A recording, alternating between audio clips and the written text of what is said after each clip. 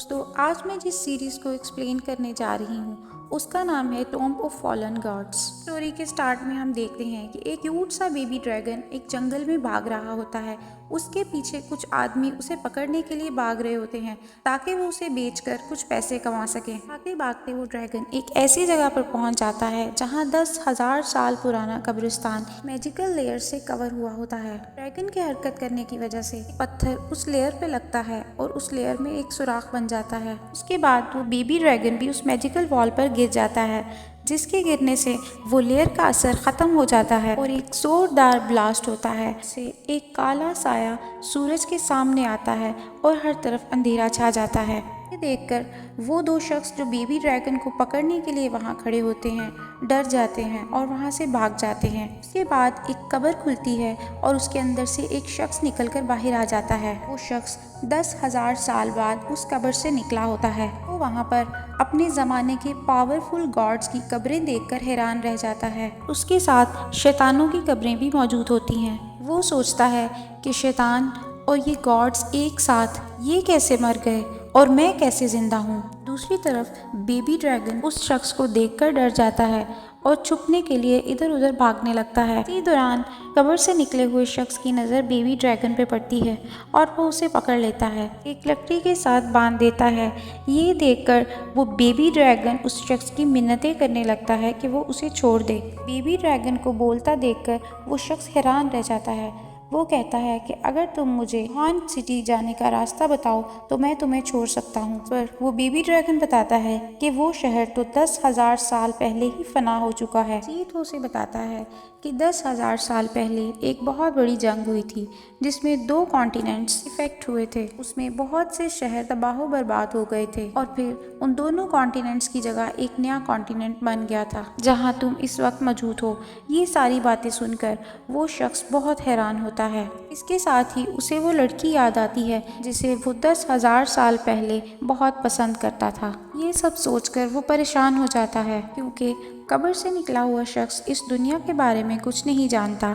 इसलिए वो baby dragon उसकी हेल्प करने लगता है और उसे बताता है कि तुम इस वक्त जिस जगह पर खड़े हो उसे शैतानों और गॉड्स का टॉम्ब कहा जाता है। अभी वो दोनों आपस में बातें कर रहे होते हैं कि उनके ऊपर से एक बहुत बड़ा ड्रैगन गुजरता है जिसे थोड़ा आगे जाने पर एक बहुत बड़ा मॉन्स्टर पकड़ के खा लेता है। ये देखकर कब्र से निकला हुआ शख्स बहुत हैरान होता है। तभी बेबी ड्रैगन उसे अपना नाम बताता है और उससे उसका नाम पूछता है। से कब्र से निकला हुआ शख्स उसे अपना नाम शेन बताता है। बेबी ड्रैगन उसे अपना नाम डोंग बताता है। इस तरह वो दोनों दोस्त बन जाते हैं। डोंग शेन के साथ सफर करने लगता है। चलते चलते वो दोनों एक नदी के पास पहुंच जाते हैं। उस नदी के साथ वाटरफॉल को देखने के लिए डोंग थोड़ा आगे आता है और पाँव स्लिप होने से वो नीचे गिर जाता है।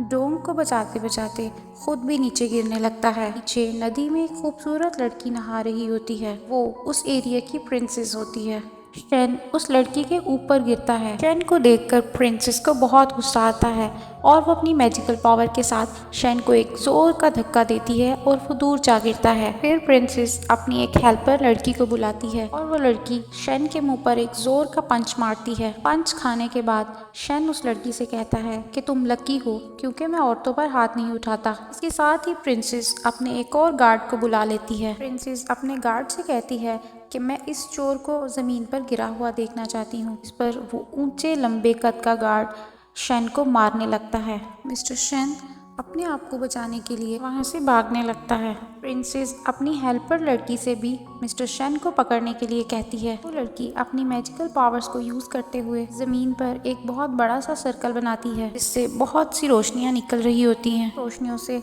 हज़ारों बबल्स बन जाते हैं जो मिस्टर शेन की तरफ बढ़ने लगते हैं। एक बबल बेबी ड्रैगन डोंग से टकराता है और बेबी ड्रैगन बर्फ के बॉल में कैद हो जाता है। ये देखकर मिस्टर शेन अपने आप को इन बबल्स से बचाने के लिए भागने लगता है। इसी भागदौड़ में वो बबल्स प्रिंसेस के गार्ड से टकराते हैं और वो भी बर्फ के मुजस्मे में बदल जाता है, जिसे देखकर प्रिंसेस कहती है कि मैं अब इस शख्स को खुद ही देख लूँगी। मंजिल बदलता है। हम देखते हैं कि कुछ सिपाही एक पहाड़ी इलाके से गुजर रहे होते हैं और उनका लीडर एक शहजादा होता है जिसका नाम मिस्टर ली भाओ होता है। वो एक सोफे पे बैठा होता है और अपने करीब पड़े बॉक्स को खोलता है जिसमें से डार्क कलर की रोशनी बाहर आती है और वो उसे देखकर खुश हो जाता है और बॉक्स को बंद कर देता है। दूसरी तरफ वो प्रिंसेस मिस्टर शन पर अटैक करती है। शन उससे बचने के लिए अपनी पावर्स इस्तेमाल करता है, लेकिन वो उससे हार जाता है। इस लड़ाई के दौरान मिस्टर शन पर रिवील होता है कि प्रिंसेस की पावर्स उससे कहीं ज्यादा हैं, क्योंकि शन प्रिंसेस से लड़ाई हार चुका था, इसलिए प्रिंसेस उसे एक स्लीप के साथ बांध देती है। इस दौरान मिस्टर शन को पता चलता है कि प्रिंसेस और उसके साथी एक फायर लोटस को ढूंढ रहे हैं। उनके पास एक नक्शा मौजूद है, लेकिन वो नक्शा हजारों साल पुराना है और उस पर लिखी हुई जुबान उनमें से कोई भी नहीं जानता। और इस बात पर प्रिंसेस की हेल्पर मिस माकी बहुत गुस्सा कर रही होती है। इसी दौरान टेंट में से प्रिंसेस बाहर आती है और उसके साथ बेबी ड्रैगन डोंग भी होता है। क्योंकि प्रिंसेस को बेबी ड्रैगन बहुत पसंद आया होता है, इसलिए वो उसको अपना पेट बना लेती है और उसके साथ खेल रही होती है। मिस्टर शन प्रिंसेस को देखकर अपनी आंखें बंद करके सोने का नाटक करता है। ये देखकर प्रिंसेस ने सिपाही गार्ड को मिस्टर शन पर हमला करने का ऑर्डर देती है। उसकी बात सुनकर फौरन मिस्टर शन अपनी आंखें खोल देता है और प्रिंसेस को यकीन दिलाने की कोशिश करता है कि उनके दरमियान जो भी हुआ वो महज एक हादसा था। उसने जानबूझकर ऐसा कुछ भी नहीं किया। अगर तुम्हें मुझ पर यकीन नहीं है तो तुम इस बेबी ड्रैगन से पूछ लो। इस पर प्रिंसेस बेबी ड्रैगन की तरफ देखती है, लेकिन वो इस सबसे बिल्कुल अनजान बन जाता है। ये देखकर प्रिंसेस और गुस्सा हो जाती है और शन पर अपने खंजर से अटैक कर देती है, जिससे मिस्टर शन बड़ी महारत से अपने आप को बचा लेता है। ये देखकर प्रिंसेस और गुस्सा होती है, 3 चाकू निकालती है और मिस्टर शन की तरफ फेंकने लगती। उससे पहले ही मिस्टर शन उसे कहता है, मैं इस नक्शे को पढ़ने में तुम्हारी मदद कर सकता हूँ। उसकी ये बात सुनकर प्रिंसेस जानबूझकर अपना निशाना स्लीप पर लगाती है। मजीद मिस्टर शन उन्हें बताता है कि मैं एक बहुत बड़ा स्कॉलर हूँ। मैंने कदीम ज़माने की बहुत सी ज़ुबानों के बारे में पढ़ा है। क्योंकि फायर लोटस ढूंढने में मिस्टर शन उसकी मदद कर सकता है, ये सोचकर प्रिंसेस उसे आज़ाद कर देती है और उसे अपना गुलाम बना लेती है। इसी दौरान वहाँ पर 2 छोटे डेमन्स आ जाते हैं और उनकी ये सारी बातें सुन लेते हैं और उन सब का पीछा करने लगते हैं। तभी शन उन सबको नक्शे की मदद से फायर माउंटेन पर ले जाता है और उन्हें बताता है कि फायर लोटस इस फायर माउंटेन के अंदर कहीं छुपा हुआ है। वो दोनों शैतान जो कि लकड़ी के बने होते हैं, क्योंकि वो इन सब का पीछा कर रहे होते हैं, इसलिए वो इनकी बातें सुनकर अपने मालिक की तरफ चले जाते हैं। तब हमें पता चलता है कि वो शैतान असल में ले भाव के गुलाम हैं और वो ले भाव को उस फायर लोटस के बारे में बता देते हैं। ये सारी बात सुनकर ले भाव बहुत खुश होता है और अपने कुछ सिपाहियों को बुलाता है और उन्हें कहता है जैसे ही प्रिंसेस को फायर लोटस मिल जाए उनसे छीन लें और उसे ले भाव के पास ले आए। दूसरी तरफ शन उन सबको फायर माउंटेन के ऊपर ले जाता है जहाँ पर फायर लोटस छुपा हुआ था। सब उस फूल को ढूंढने लगते हैं। तभी डोंग की नज़र उस फायर लोटस पर पड़ती है, जिस पर वो उन सबको उस फूल के पास ले जाता है, क्योंकि वो फूल बहुत बड़ा और बहुत खूबसूरत था। ये देखकर प्रिंसेस बहुत हैरान हो जाती है और उस फूल को हासिल करने के लिए उसकी तरफ जाती है। इस दौरान शन मैप को पढ़ रहा होता है और उसे पता चलता है कि ये फायर लोटस बहुत स्लो ग्रोथ करता है और 10,000 साल तक इसकी शेप चेंज नहीं होती, क्योंकि वो लोटस बहुत बड़ा होता है। उसे देखकर शन को शक होने लगता है। अभी प्रिंसेस उस फूल को पकड़ने ही लगती है कि मिस्टर शन उसका हाथ रोक देता है। ये देखकर प्रिंसेस गुस्सा हो जाती है और उससे शन के इस बिहेवियर की वजह पूछती है, जिस पर शन उसे बताता है कि मैंने अभी मैप में पढ़ा था कि फायर लोटस बहुत स्लो ग्रोथ होता है और अपनी शक्ल बहुत देर बाद चेंज करता है। क्योंकि ये फूल साइज़ में बहुत ज़्यादा बड़ा है तो हो सकता है इसने वेस्ट एनर्जी अपने अंदर एब्जॉर्ब की हो। अभी वो दोनों बात ही कर रहे होते हैं कि इस दौरान मिस्टर शन का हाथ गलती से उस फूल के साथ टकराता है और उसके साथ ही एक बहुत बड़ा और ख़तरनाक ड्रैगन सामने आ जाता है, जो कि उस फूल की हिफाजत कर रहा होता है और मिस्टर शन और प्रिंसेस को मारने के लिए उन पर हमला कर देता है। इससे पहले कि वो ड्रैगन मिस्टर शन और प्रिंसेस को ख़त्म करता, प्रिंसेस का गार्ड उनकी तरफ रस्सी फेंकता है और उन दोनों को ऊपर खींच लेता है। दूसरी तरफ प्रिंसेस की हेल्पर अपनी मैजिकल पावर्स को इस्तेमाल करते हुए ड्रैगन की तरफ बर्फ की बबल्स फेंकती है और उसे रोकने की कोशिश करती है, लेकिन वो ड्रैगन इस कदर खतरनाक होता है कि वो कुछ ही देर में बबल से बनने वाली बर्फ की दीवार को तोड़ देता है और उनको खत्म करने के लिए उनके पीछे आता है। उसकी पावर्स को देखते हुए प्रिंसेस और उसके दोनों गार्ड्स अपनी जान बचाने के लिए वहां से भागने लगते हैं। दूसरी तरफ मिस्टर शेन और डोंग उनकी मदद करने की बजाय एक जगह छुपकर ये सब तमाशा देख रहे होते हैं। तभी प्रिंसेस का गार्ड और उसकी हेल्पर लड़की अपनी अपनी पावर्स का इस्तेमाल करते हुए ड्रैगन को मारने की कोशिश करते हैं, लेकिन ड्रैगन इस कदर पावरफुल और बड़ा होता है कि वो उसको मारने में नाकाम हो जाते हैं। इस लड़ाई के दौरान ड्रैगन प्रिंसेस के गार्ड को उठाकर दूर फेंक देता है, जिससे वो काफ़ी ज़ख्मी हो जाता है। उसके बाद वो ड्रैगन प्रिंसेस की हेल्पर, जिसका नाम मिस माकी है, उसकी तरफ बढ़ने लगता है ताकि वो उसे ख़त्म कर दे, लेकिन माकी अपनी आइस पावर से अपने गिर्द एक मजबूत बर्फ की दीवार बना देती है। इस तरह वो ड्रैगन से अपने आप को बचाने की कोशिश करती है, लेकिन वो ड्रैगन इस कदर पावरफुल है कि वो उस बर्फ की दीवार को भी तोड़ देता है और फिर वो अपनी टेल से ज़ोर से माकी पर हमला करता है, जिससे माकी भी ज़ख्मी हो जाती है। क्योंकि प्रिंसेस का गार्ड हाओ और उसकी हेल्पर मिस्किन दोनों ही बहुत पावरफुल थे, लेकिन उनके हमलों से उस ड्रैगन पर कोई असर नहीं होता। ये देखकर प्रिंसेस अपनी तलवार निकालती और खुद ड्रैगन से लड़ने के लिए तैयार हो जाती है और इसके साथ साथ वो अपनी तमाम जादुई ताकतें इस्तेमाल करते हुए रोशनी का एक सर्कल बनाती है और उसे ड्रैगन की तरफ फेंकती है, जिससे ड्रैगन थोड़ा हर्ट हो जाता है। प्रिंसेस अपनी तमाम पावर्स को अपनी तलवार के अंदर ट्रांसफ़र करती है, एक बार फिर ड्रैगन की गर्दन पर हमला करती है, जिससे वो ड्रैगन जख्मी होकर ज़ोर ज़ोर से चिल्लाने लगता है। हालांकि प्रिंसेस का ये अटैक बहुत पावरफुल था, लेकिन इसके बावजूद ड्रैगन का इस पर कोई असर नहीं पड़ता और वो फिर से प्रिंसेस लिन पर हमला करता है और अपनी टेल को इस्तेमाल करते हुए ड्रैगन प्रिंसेस लिन को दूर फेंक देता है। उन तीनों को खतरे में देखकर डोंग मिस्टर शन से उनकी हेल्प करने के लिए कहता है, लेकिन शन ऐसा करने से इनकार कर देता है। इसी दरमियान वो ड्रैगन एक बार फिर से उन तीनों पर हमला करने लगता है। ये देखकर प्रिंसेस का गार्ड अपनी सारी मैजिकल पावर्स को इस्तेमाल करते हुए हमला करता है। ये देखकर वो ड्रैगन भी अपनी पावर्स के साथ अपने गिर्द एक सर्कल बना लेता है और खुद को इस हमले से बचा लेता है। ड्रैगन और प्रिंसेस के गार्ड के अटैक से एक जोर का ब्लास्ट होता है और वो दोनों दूर जाकर गिरते हैं, जिससे प्रिंसेस का गार्ड थोड़ा जख्मी हो जाता है और प्रिंसेस उसके पास बैठकर उसे ठीक करने की कोशिश करती है। इसी दौरान ड्रैगन एक दफ़ा फिर से उन पर हमला करने के लिए उनकी तरफ बढ़ने लगता है। इससे पहले कि वो ड्रैगन फिर से उन पर अटैक करता, मिस माकी अपनी आइस पावर से उन दोनों के गिर्द एक सर्कल बना लेती है और अपनी आइस वॉल से उन दोनों को ड्रैगन के अटैक से बचा लेती है। ये देखकर वो ड्रैगन खुद को उस आइस वॉल पर लपेट लेता है और उस वॉल को तोड़ देता है। उसके बाद वो ड्रैगन बगैर किसी इंतजार के उन तीनों को खाने के लिए अपना मुंह खोलता है। ये देखकर प्रिंसेस लिन माकी को एक जोर का धक्का देती है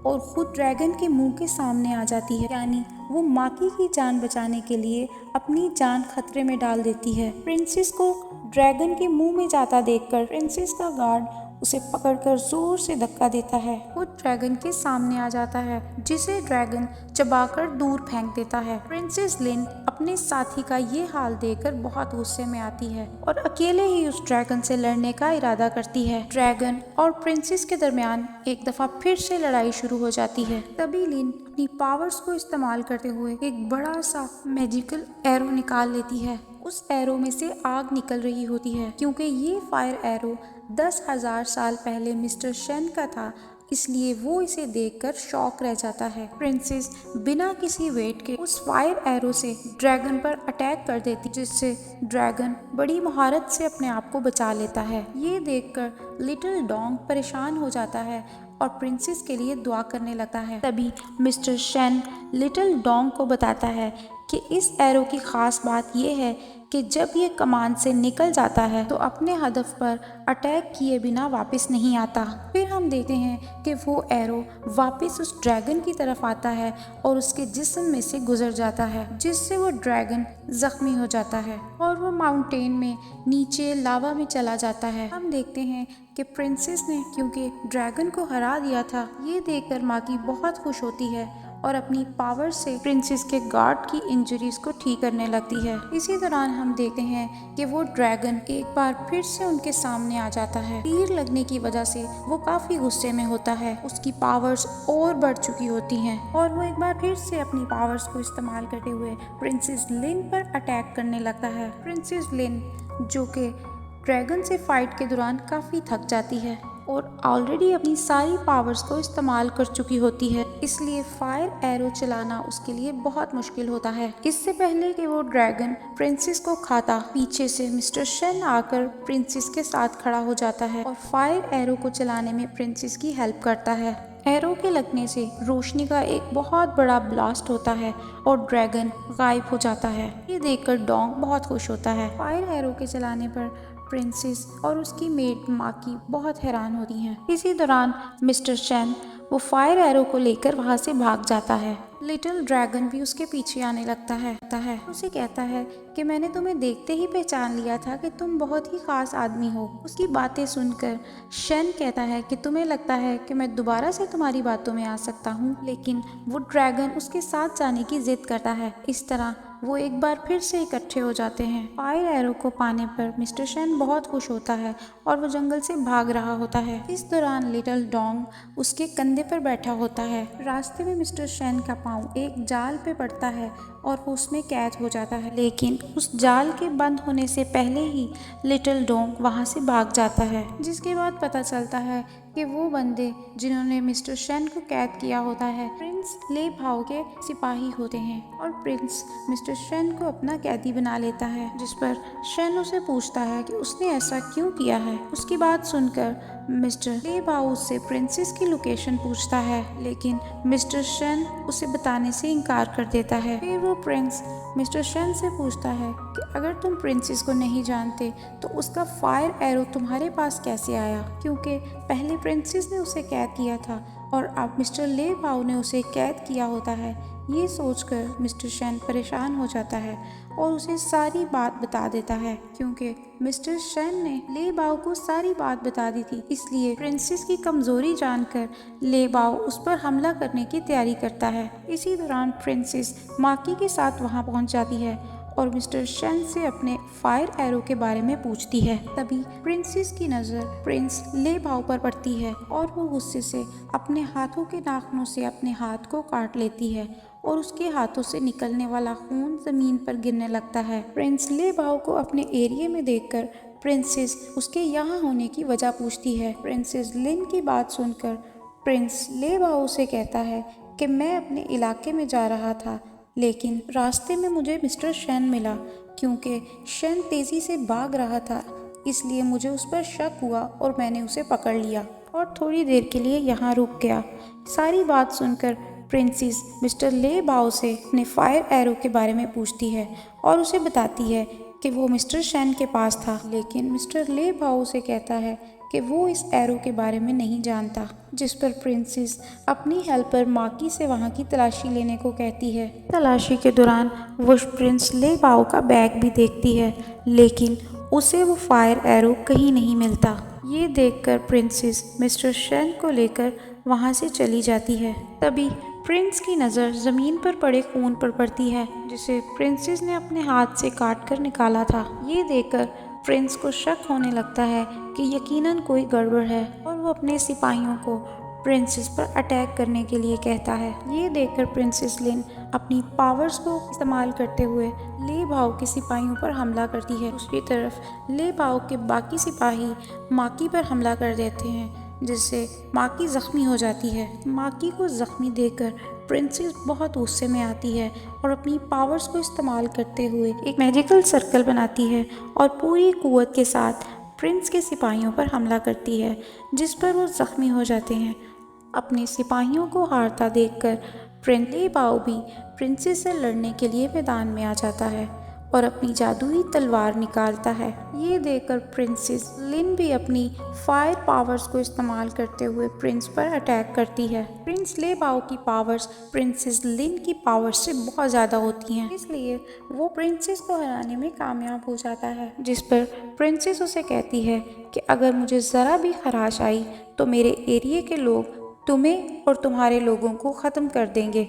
जिस पर ले बाओ उसे बताता है कि हम इस वक्त जंगल में हैं, यहाँ हमें किसी ने नहीं देखा, किसी को पता नहीं चलेगा कि तुम्हें किसी जानवर ने मारा या मैंने। हम देखते हैं कि प्रिंस ले बाओ प्रिंसेस लिन को मारने ही लगता है कि एक तरफ लिटिल डोंग उस फायर एरो को उठाकर मिस्टर शेन के पास ले जाता है। मिस्टर शेन उस एरो से मिस्टर ले बाओ के सिपाहियों पर अटैक कर देता है, जिस पर उस प्रिंस को बहुत गुस्सा आता है। उसके बाद मिस्टर शेन एक बार फिर से प्रिंस पर अटैक करने लगता है और प्रिंस ने सिपाही को अपने आगे कर लेता है, जिससे वो एरो उसके सिपाही को लग जाता है। जिस पर मिस्टर शेन गुस्से से प्रिंस ले बाओ पर एरोस की बारिश कर देता है, जिस पर प्रिंस ले बाओ भी अपनी पावर्स को इस्तेमाल करता है और उसके जिस्म से एक नीली रोशनी निकलती है और वो बहुत सी तलवारें बनकर उसके जिस्म के गिर्द एक सर्कल बना लेती हैं। शेन के मैजिकल एरोज और मिस्टर ले बाओ की मैजिकल स्वॉर्ड्स आपस में टकराने लगते हैं। तभी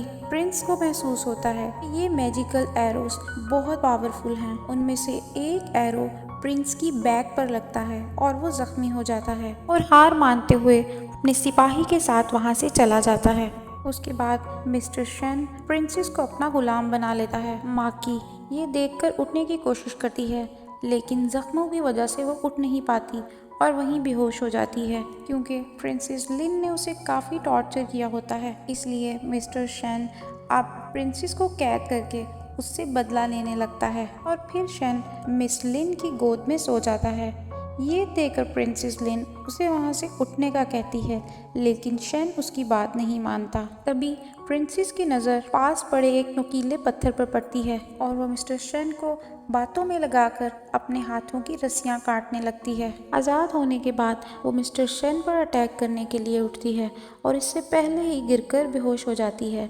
उसे बेहोश देखकर मिस्टर शेन बहुत परेशान होता है। दूसरी तरफ हम देखते हैं कि एक टाइगर जंगल में निकलता है। दूसरी तरफ हम एक शेर को देखते हैं, उस पर एक खूबसूरत लड़की सवार होती है। वो लड़की भी प्रिंसेस लिन सिपाहियों में से एक थी। वो वहाँ माकी से प्रिंसेस के बारे में पूछती है। देखते हैं कि मिस्टर शेन प्रिंसेस को लेकर एक होटल जैसी जगह पर चला जाता है। वहाँ बहुत से लोग मौजूद होते हैं। लिटिल डोंग वहाँ सबको देखकर खुश हो जाता है कि कुछ देर एंजॉय करने को मिलेगा। वहाँ मौजूद लोग कुछ देर रुककर उन दोनों को देखने लगते हैं और फिर दोबारा से अपने अपने कामों में मसरूफ हो जाते हैं। मिस्टर शेन को वो जगह बिल्कुल भी अच्छी नहीं लगती और वो वापस जाने का इरादा करता है। अभी वो पलटता ही है कि होटल का मालिक उसे पीछे से आवाज़ देता है और उसे कहता है कि उसे आराम करने के लिए ऊपर एक कमरा मिल जाएगा और वो मिस्टर शेन को इंसिस्ट करता है कि वो उसे डॉक्टर का अरेंज भी कर देगा और उसे मज़ीद बताता है कि उसे इर्द गिर्द कोई इंसानी बस्ती या घर नहीं मिलेगा जहाँ वो कुछ देर आराम कर सके। उसकी बात सुनकर मिस्टर शेन वहाँ रुकने पर आमादा हो जाता है और प्रिंसेस को लेकर ऊपर कमरे की तरफ चला जाता है। होटल का मालिक कुछ अजीब नजरों से उनकी तरफ देखने लगता है। फिर हम देखते हैं कि होटल में नीचे मौजूद सभी लोग एक ग्रुप की शक्ल में बैठे होते हैं और बात कर रहे होते हैं कि इस शख्स की गोद में शायद प्रिंसेस है, जिस पर होटल का मालिक कहता है कि वो यकीनन प्रिंसेस ही है और मैं उसे एक तकरीब में मिल चुका हूँ। प्रिंसेस की फैमिली ने उसके साथ अच्छा नहीं किया होता। इस बात का होटल के मालिक को गुस्सा होता है और वो अब प्रिंसेस से उस बात का बदला लेने का इरादा रखता है। होटल के मालिक की बात सुनकर एक शख्स से कहता है कि मैं ऊपर जाकर उन्हें देख लूँगा, जिस पर होटल का मालिक कहता है कि नहीं, अभी उसे रुकना होगा। हम अगर अचानक इस तरह से ऊपर गए तो उन्हें हम पर शक हो जाएगा। ये सारी बातें डोंग छुपकर सुन रहा होता है और वो उनकी बातों से बहुत खौफजदा हो जाता है। होटल में मौजूद एक खूबसूरत लड़की भी होटल के मालिक से वादा करती है कि वो भी उसकी मदद करेगी। फिर हम देखते हैं कि प्रिंसेस अपने बिस्तर पर सोई होती है। कुछ देर बाद उसे होश आने लगता है। आंखें खुलने पर वो अपने इर्द गिर्द देखती है। उसे सामने मिस्टर शेन कुर्सी पर सोया हुआ नजर आता है। अभी प्रिंसेस मिस्टर शेन को जागता देखकर दोबारा सोने की एक्टिंग करने लगती है। जागने के बाद मिस्टर शेन प्रिंसेस की तरफ आता है। वो उसका इलाज करना चाहता है, लेकिन कुछ सोचकर वो वापस पलट जाता है। पलटने के बाद वो सोचता है कि नहीं, मैं इतना बुरा भी नहीं हो सकता। मुझे इस लड़की का इलाज करना होगा। वो दोबारा प्रिंसेस के पास बैठता है। तभी कमरे में डोंग आ जाता है। डोंग शेन को देखकर उसे कहता है कि तुम ये क्या कर रहे हो, अपने हाथ प्रिंसेस से दूर रखो। इस पर मिस्टर शेन उसे बताता है कि वो सिर्फ उसका इलाज करना चाहता है। फिर डोंग उसे बताता है कि उनके पास ज्यादा वक्त नहीं है, उन्हें वहाँ से निकलना होगा। और फिर नीचे बैठे होटल के मालिक और उसके ग्रुप की बातों के बारे में उसे बताता है, किस तरह वो आज रात उन्हें मारने का प्लान बना रहे हैं। जिस पर मिस्टर शेन कहता है कि हम इस लड़की को इस हालत में अपने साथ नहीं ले जा सकते, इसे उठाकर जाना बहुत मुश्किल होगा, इसलिए मजबूरन हमें इसे यहीं छोड़ना होगा। अपना फायर वेपन उठाकर दरवाजे की तरफ बढ़ने लगता है। तभी लिटिल डोंग उसे कहता है कि तुम्हें लगता है कि हम इस लड़की को इस हालत में छोड़कर जा सकते हैं। फिर हम देखते हैं कि मिस्टर शेन दरवाजे को लॉक करता है। लॉक की आवाज से प्रिंसेस लिन उठकर बैठ जाती है। वो मिस्टर शेन से कहती है कि तुम मुझे इन हालात में यहाँ छोड़कर जा रहे हो, जबकि तुम जानते हो कि ये सब लोग मेरी जान के पीछे पड़े हैं। इस पर मिस्टर शेन उसे कहता है कि फिक्र ना करो, अगर मैं तुम्हें यहाँ तक लेकर आया हूँ, आगे भी मैं तुम्हें बहिफाजत पहुँचाऊंगा। अभी प्रिंसेस मिस्टर शेन से कहती है कि अगर मैं तुम्हें एक काम कहूँ तो क्या वो तुम मेरा करोगे?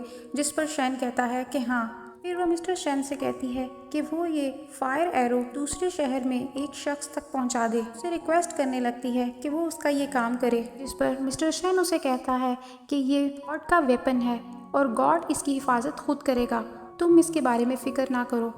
जिस पर प्रिंसेस उसे कहती है कि तुम इस वेपन से बहुत ज़्यादा फेमिलियर लगते हो। फिर वो प्रिंसेस को उसके बारे में बताने ही लगता है कि प्रिंसेस एक दफ़ा फिर से गिरकर बेहोश होने लगती है। मिस्टर शेन से कहती है कि मुझे डर है कि मैं तुम्हारी मदद नहीं कर सकूंगी, तुम जाओ और मेरा ये काम कर दो। जिस पर मिस्टर शेन कहता है कि हम जाएंगे, ज़रूर जाएंगे और एक साथ जाएंगे। और फिर प्रिंसेस बेहोश हो जाती है। फिर हम देखते हैं कि लिटिल डोंग फायर लोटस लेके आता है। शेन उसकी एक पेटल उतारकर प्रिंसेस के मुंह में डाल देता है। उस पेटल को चबाने के बाद प्रिंसेस में एकदम से एनर्जी आने लगती है और वो बिल्कुल ठीक हो जाती। उसकी पावर्स बहुत ज़्यादा बढ़ जाती हैं। उसे बहुत गर्मी लग रही होती है।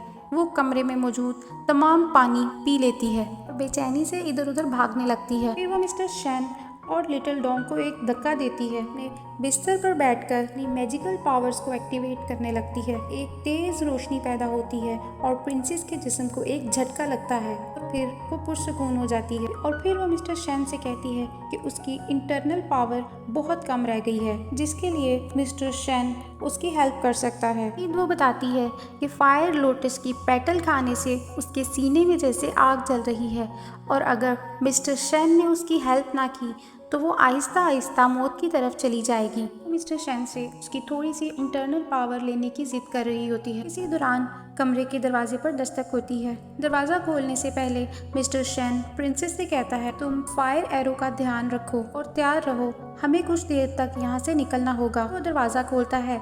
दरवाजे पर एक खूबसूरत लड़की मौजूद होती है।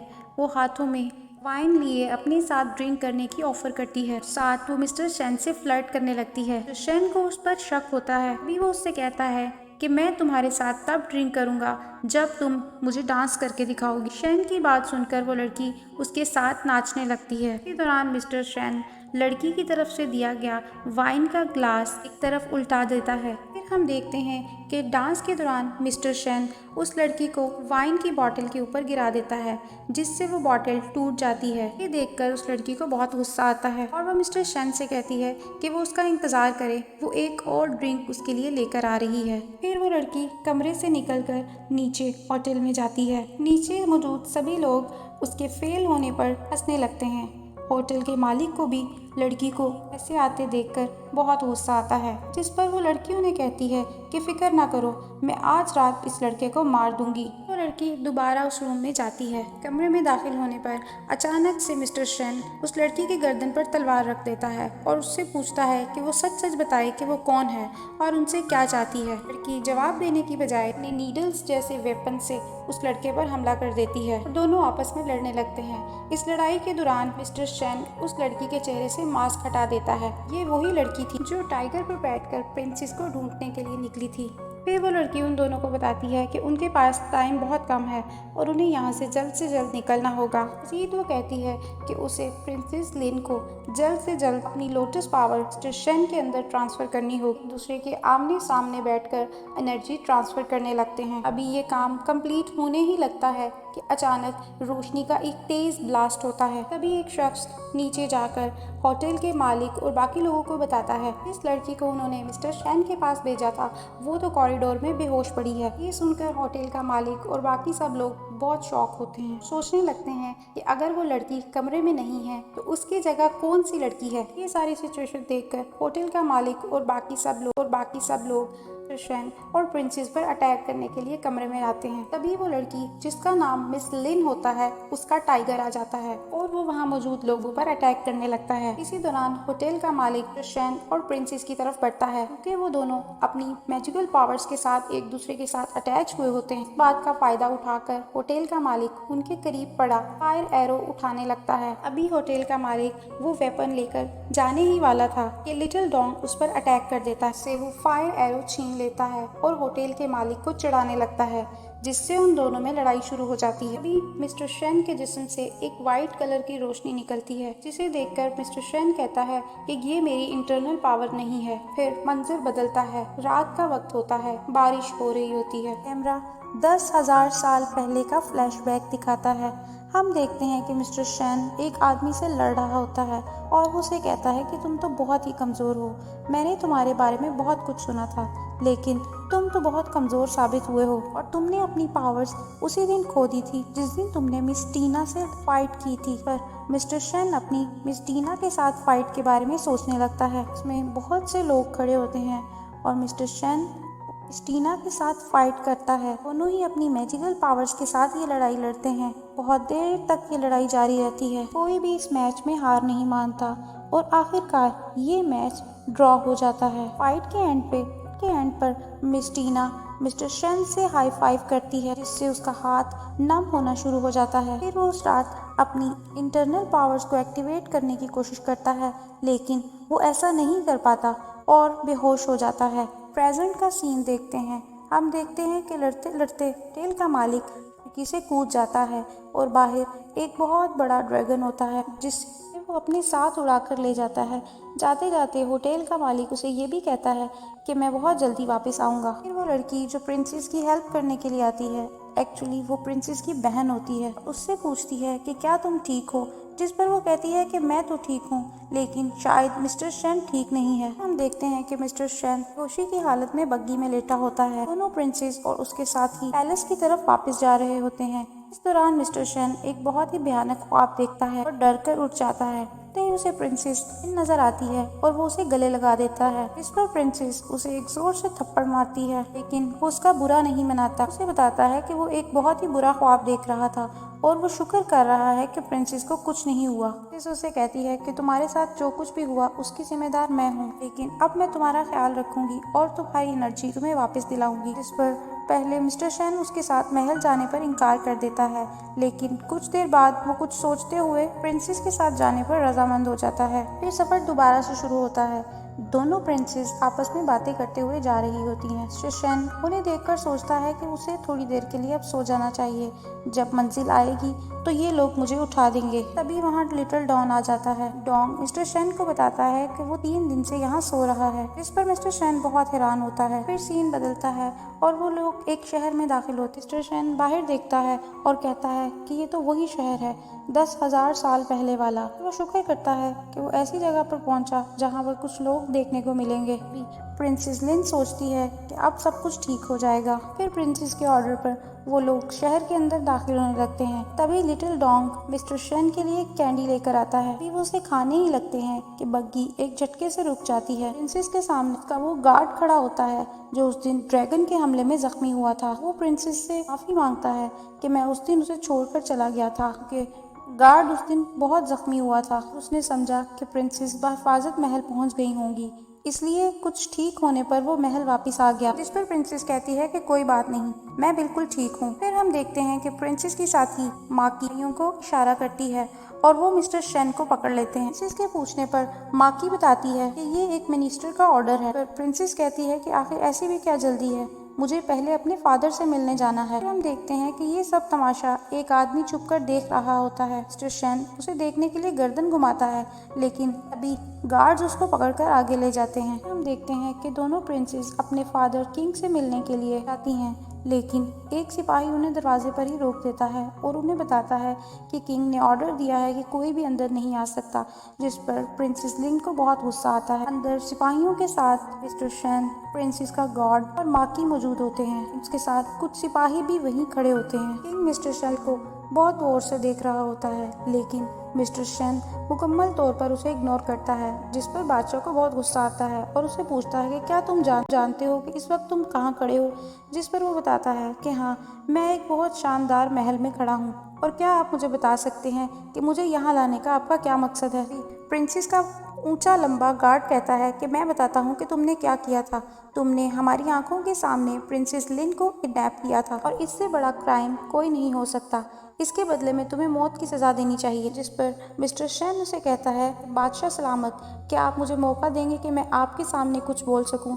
जिस पर बादशाह उसे इजाज़त देता है। जिस पर मिस्टर शेन बताता है, मैंने प्रिंसेस को किडनैप उसकी हिफाजत के लिए किया था। अब प्रिंसेस तुम लोगों के सामने बिल्कुल ठीक ठाक खड़ी है, मैंने उसे छुआ तक नहीं। मजीद वो बताता है कि मैंने ऐसा प्रिंस से बचाने के लिए किया। जिस पर किंग कहता है कि मकसद कोई भी हो, लेकिन तुमने जुर्रत कैसे की प्रिंसेस को किडनैप करने की। मैंने सुना कि तुमने हमारा कदीम मैप भी पढ़ा है और इन सब जुराइम की वजह से मैं तुम्हें सजाए मौत देता हूँ। अभी वो दोनों माकी और उनका गार्ड शेन को ले जाने ही वाले थे कि तभी वहाँ दोनों प्रिंसेस आती हैं और वो अपने फादर को बताती हैं कि ऐसी कोई बात नहीं है। मिस्टर शेन ही वो शख्स था जिसकी वजह से प्रिंसेस सही सलामत उनके सामने खड़ी थी। फिर हम देखते हैं कि प्रिंसेस लिन की बहन प्रिंसेस येन मिस्टर शेन की सफाई में बहुत कुछ बोलती है और वो अपने फादर को कहती है कि शेन ने हमारी बहुत मदद की है और ये एक बहुत पावरफुल इंसान है, ये कदीम जुबानों को पढ़ना भी जानता है, ये हमारे लिए बहुत फायदेमंद साबित हो सकता है। इस पर किंग उसे कत्ल करने का इरादा मुलतवी कर देता है। प्रिंसेस लिन,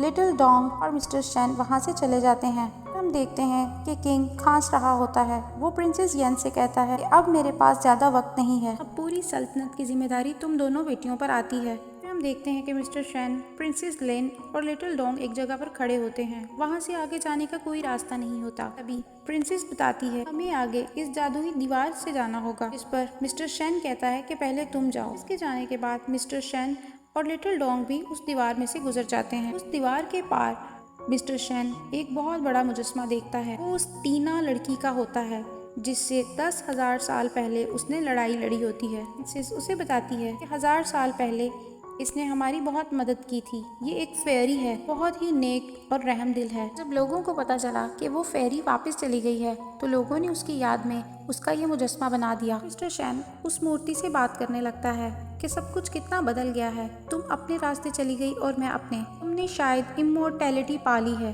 जब मैं एक दिन तुम्हारे पास आऊंगा तो मैं तुमसे अपना बदला जरूर लूंगा। ये बातें सुनकर प्रिंसेस लिन उस पर हंसने लगती है। फिर प्रिंसेस और मिस्टर शेन वहाँ से चले जाते हैं। वो एक रास्ते से गुजर रहे होते हैं कि लोग उनके बारे में तरह तरह की बातें करने लगते हैं।